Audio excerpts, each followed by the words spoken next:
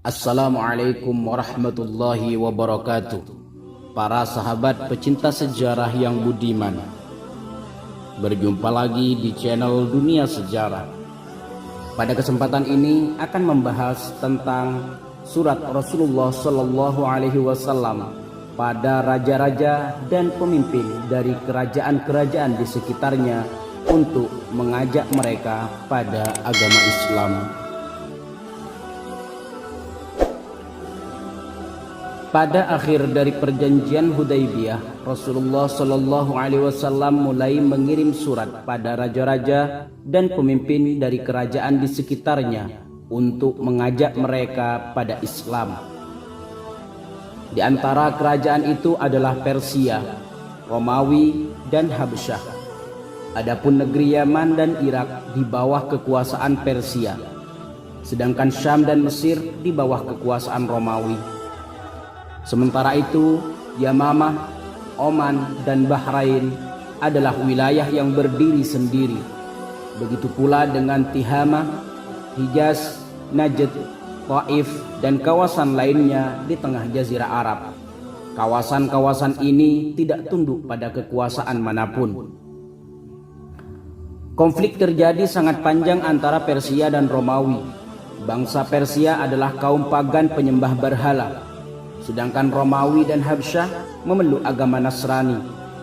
Setahun sebelum hijrah, Persia menyerbu Romawi dan mengalahkan mereka serta berhasil menguasai wilayah yang sangat luas hingga mengancam Konstantinopel. Lalu Allah Subhanahu wa taala membalikkan keadaan mereka. Setelah beberapa tahun, bangsa Romawi berhasil memerangi pertempuran melawan Persia. Hal ini sebagaimana dikabarkan dalam Al-Quran. Tatkala Rasulullah Shallallahu Alaihi Wasallam ingin mengirimkan utusan dari para sahabatnya untuk membawa surat beliau yang mengajak pada Islam, beliau lantas mengumpulkan mereka dan bersabda, "Wahai kamu sekalian, sesungguhnya Allah telah mengutusku sebagai rahmat kepada seluruh manusia. Hendaknya kalian tidak membantahku sebagaimana Hawariyun yang membantah kepada Isa bin Maryam." Mereka bertanya, "Bagaimana Hawariyun membantahnya, wahai Rasulullah?" Beliau bersabda, "Isa menyeru mereka pada apa yang akan aku seru kepada kalian. Jika yang diutus hanya ke tempat yang dekat, maka dia akan ridha dan selamat. Namun jika diutus ke tempat yang jauh, wajahnya menunjukkan rasa tak suka dan merasa berat." Isa pun mengadukannya kepada Allah Subhanahu wa taala. Lalu orang-orang yang merasa berat tadi semuanya dapat berbicara dengan bahasa kaum yang akan dikirimkan ke sana. Mulailah Rasulullah Shallallahu Alaihi Wasallam mengirim utusan dari sahabat-sahabatnya, membawa suratnya yang ditujukan pada raja-raja dan mengajak mereka memeluk Islam. Beliau mengutus Dihyah bin Khalifah Al-Kalbi kepada Kaisar Romawi, Abdullah bin Hudzafah As-Sahmi kepada Kisra Raja Persia, Amr bin Umayyah Ad-Damri kepada Najasyi di Habasyah, Hatib bin Abi Balqa'ah kepada Muqawqis pembesar Koptik di Alexandria, Syuja' bin Wahab kepada Harith Al-Ghassani Raja Hirah, dan Salid bin Amr kepada Thamamah bin Attal dan Hadhah bin Ali. Keduanya diutus pada Raja Yamamah. Kepada para raja, pemimpin, dan penguasa tersebut, Rasulullah Shallallahu Alaihi Wasallam memberikan masing-masing satu surat mengajak mereka untuk beriman kepada Allah semata dan tidak menyekutukannya, dan menyebutkan bahwa kebahagiaan dan keselamatan hanya dengan beriman kepada Allah Subhanahu wa taala semata, dan menyeru mereka untuk menyampaikan dakwah ini kepada kaum mereka. Jika mereka enggan, maka mereka akan menanggung dosa dirinya dan juga dosa-dosa rakyatnya. Surat lalu diberi cap bertuliskan Muhammad Rasulullah. Najasyi, Raja Habasyah, mau memeluk Islam. Saat memegang surat Rasulullah Shallallahu Alaihi Wasallam, dia turun dari singgasana duduknya, lalu duduk di lantai dan berkata, "Jika aku mampu mendatangi beliau, maka sungguh aku akan melakukannya." Lalu dia membalas surat beliau menjelaskan keislamannya dan keimanannya atas risalah beliau. Sedangkan reaksi Raja Persia berbeda. Dia mengambil surat dan merobeknya, lalu menuliskan surat pada wakilnya di Yaman yang bernama Badan untuk menghadap kepadanya dengan membawa orang yang mengaku nabi ini. Ketika datang kepada Rasulullah SAW 2 orang utusan dari Yaman, beliau tak senang melihat keduanya yang bersikap kasar dan angkuh. Beliau bertanya, "Siapa yang menyuruh kalian berdua?" Mereka menjawab, "Tuhan kami." Maksudnya Kisra. Lalu beliau melanjutkan, "Sampaikan kepada Tuhan kalian bahwa Rabbku telah membunuh Tuhannya Kisra malam ini." Keduanya lalu pulang menghadap Badan dan memberitahu apa yang mereka dengar dari Rasulullah SAW. Tak selang beberapa lama datanglah kabar bahwa Kisra mati dibunuh di tangan anaknya. Seketika Badan memeluk Islam dan masuk Islam pula orang-orang yang bersamanya di Yaman dari kalangan Persia. Adapun Muqawqis, pembesar Koptik, setelah membaca surat Rasulullah SAW, dia menyambut baik dan menyimpan surat beliau dalam sebuah wadah dari gading. Lalu dia membalas surat Rasulullah SAW yang isinya, "Adapun sesudah itu, sesungguhnya saya telah membaca surat engkau, dan saya telah mengerti apa yang telah engkau sebutkan di dalamnya, dan apa yang telah engkau serukan. Sungguh saya mengerti bahwa Nabi telah muncul, dan dulu saya menyangka bahwa Nabi itu akan lahir di negeri Syam. Sesungguhnya saya telah menghormati utusan engkau, dan saya mengirimkan untuk engkau 2 pelayan wanita, yang keduanya mempunyai kedudukan tinggi dalam lingkungan bangsa Koptik dan membawa beberapa pakaian. Dan saya mengirimkan hadiah seekor bighal kepada engkau untuk engkau kendarai. Semoga keselamatan atas engkau." Muqawqis tidak memberikan jawaban selain ini. Rasulullah lalu menerima hadiah darinya. Kemudian beliau juga mengirim surat kepada Heraklius yang berbunyi, "Dengan nama Allah yang Maha Pengasih, Maha Penyayang, dari Muhammad bin Abdullah kepada Heraklius, pembesar Romawi. Keselamatan bagi mereka yang mengikuti petunjuk. Sesungguhnya aku mengajakmu untuk mengakui Islam. Masuklah ke dalam Islam, niscaya Anda selamat, dan Allah akan memberikan pahala kepada Anda 2 kali lipat. Jika Anda berpaling, maka Anda akan menanggung dosa-dosa orang-orang Ar-Risyiyin. Hai ahli kitab, marilah berpegang kepada suatu kalimat ketetapan yang tidak ada perselisihan antara kami dan engkau, bahwa tidak kita sembah kecuali Allah dan tidak kita persekutukan Dia dengan sesuatu apapun, dan tidak pula sebagian kita menjadikan sebagian yang lain sebagai Tuhan selain Allah. Jika mereka berpaling, maka katakanlah kepada mereka, saksikanlah bahwa kami adalah orang-orang yang berserah diri kepada Allah."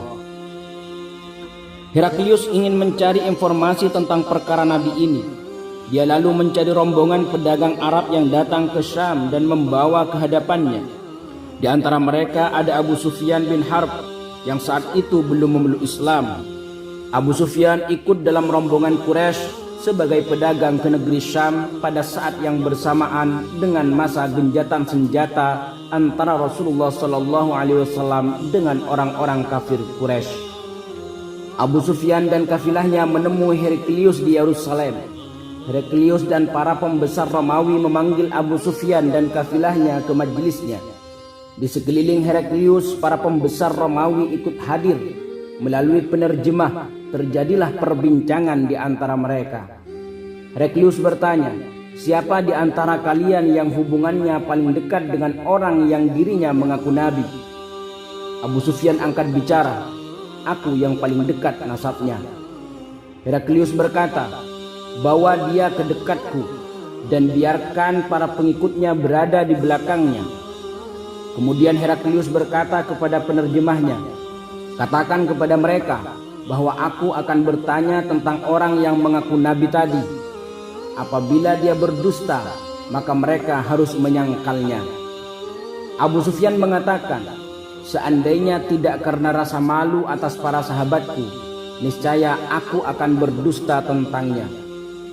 Pertanyaan pertama Heraklius adalah, bagaimana nasab keturunannya di antara kalian? Abu Sufyan menjawab, dia memiliki nasab yang terpandang di antara kami. Heraklius bertanya lagi, adakah di antara leluhurnya yang menjadi raja? Abu Sufyan menjawab, tidak ada.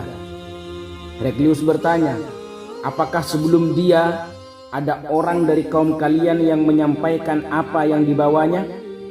Abu Sufyan menjawab, tidak ada. Heraklius bertanya lagi, apakah orang yang mengikutinya dari kalangan terpandang atau kaum yang lemah? Abu Sufyan menjawab, pengikutnya adalah orang-orang lemah. Heraklius bertanya, apakah pengikutnya terus bertambah atau berkurang? Abu Sufyan menjawab, mereka terus bertambah. Heraklius melanjutkan pertanyaannya, apakah di antara pengikutnya yang telah masuk kemudian keluar lagi karena dia membenci agamanya? Abu Sufyan menjawab, tidak ada. Heraklius bertanya lagi, apakah engkau pernah menuduhnya berdusta sebelum dia menyampaikan pengakuannya sebagai nabi? Abu Sufyan menjawab, tidak pernah. Apakah dia pernah berkhianat? Abu Sufyan menjawab, tidak pernah. Kami sedang melakukan genjatan senjata dengannya, tetapi kita tidak tahu apa yang dia lakukan. Kemudian Heraklius bertanya, apakah kalian memeranginya? Abu Sufyan menjawab, iya. Dia bertanya lagi, bagaimana jalannya peperangan antara kalian dengannya? Abu Sufyan menjawab, peperangan kami berjalan seimbang. Terkadang kami mengalahkannya dan terkadang dia yang memenangkannya. Heraklius bertanya lagi, apakah yang diperintahkannya kepada kalian? Abu Sufyan menjawab, dia mengatakan untuk menyembah Allah dan mengesakannya, serta jangan menyekutukannya. Dia memerintahkan agar meninggalkan sesembahan yang disembah nenek moyang kami, memerintahkan kami sholat, berkata jujur, menjaga kehormatan dan bersabar. Melalui penerjemahnya, Heraklius menyampaikan perkataannya, aku bertanya kepadamu tentang nasabnya, dan engkau mengatakan bahwa dia memiliki nasab yang terpandang.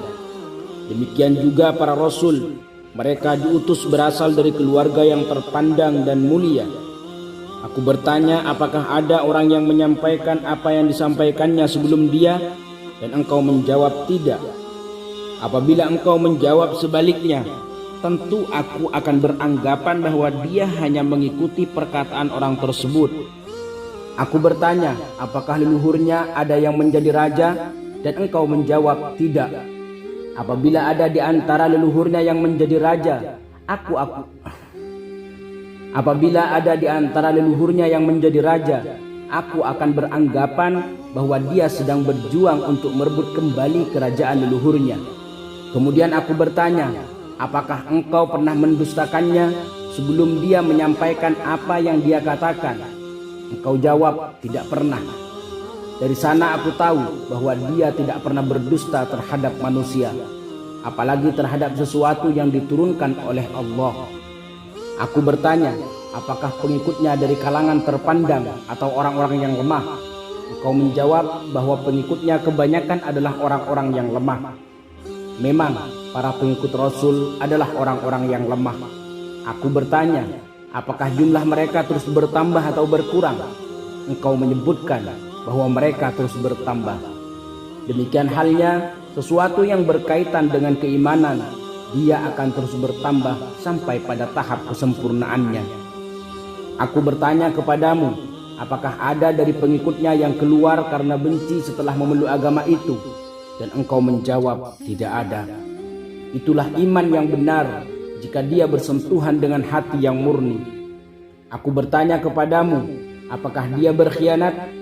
Dan engkau jawab, tidak pernah. Demikianlah seorang rasul, dia tidak pernah berkhianat. Aku bertanya, apa yang dia perintahkan kepada kalian? Lalu engkau menyebutkan bahwa dia memerintahkan agar menyembah Allah dan tidak menyekutukannya, dan juga melarang kalian dari menyembah berhala, memerintahkan kalian untuk mendirikan salat, berlaku jujur dan menjaga kehormatan. Apabila apa yang engkau katakan itu benar, maka tidak akan lama lagi dia akan menempati tempat yang aku pijak saat ini. Sungguh aku mengetahui akan kedatangan Nabi, tetapi aku tidak mengira bahwa dia akan muncul dari kaum kalian.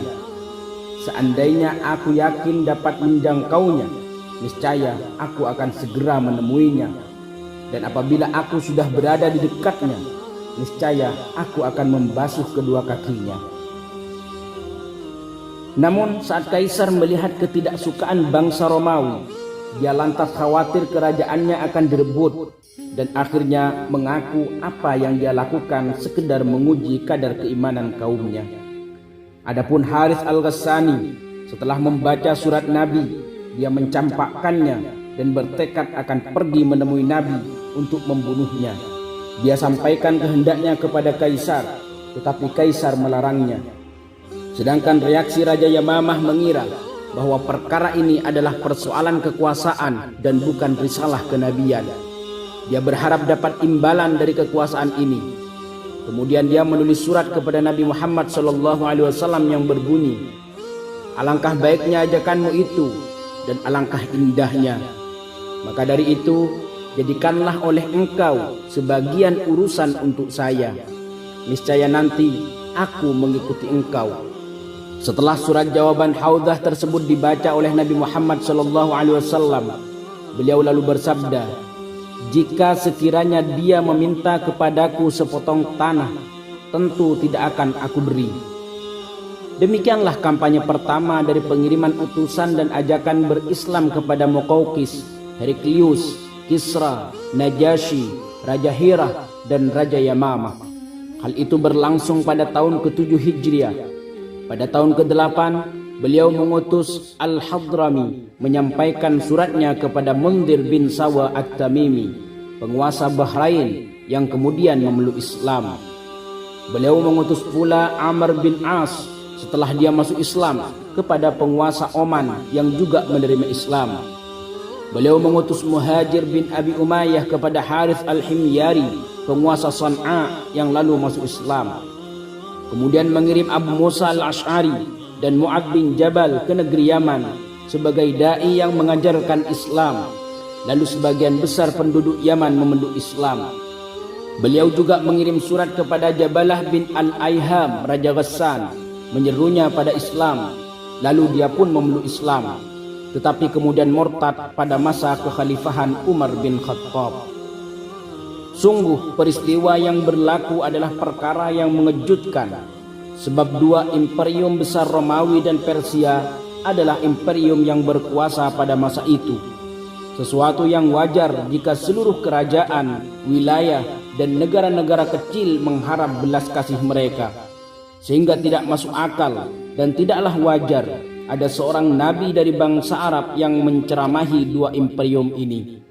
Begitu pula pada negeri-negeri yang terkenal, fanatik dan angkuh, lalu beliau mengajak mereka kepada Islam, mengikuti beliau dan mengangkat beliau sebagai pengajar dan penyebar risalah. Sampai-sampai Kisra berkata kepada Abdullah bin Hudzafah, "Engkau wahai orang gurun yang kasar, datang ke sini untuk mengajari Kisra agar tunduk dan berserah."